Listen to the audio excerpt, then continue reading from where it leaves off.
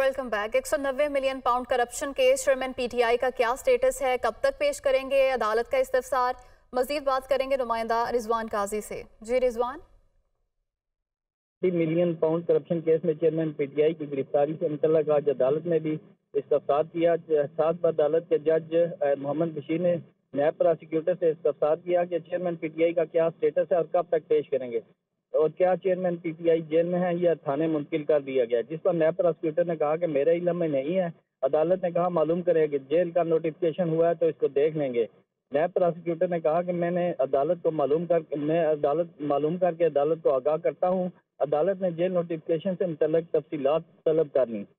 उधर अदालत ने सहाफ़ी मीडिया वहाँ मौजूद मीडिया नुमाइंदों से भी गुफ्तगू की। अदालत के जज ने कहा नायब नहीं बता सकती कि चेयरमैन पीटीआई को कहाँ पेश किया जाएगा, जिस पर इनसे इस्तफसार अदालत से पूछा गया कि सुना है जेल का नोटिफिकेशन हो रहा है।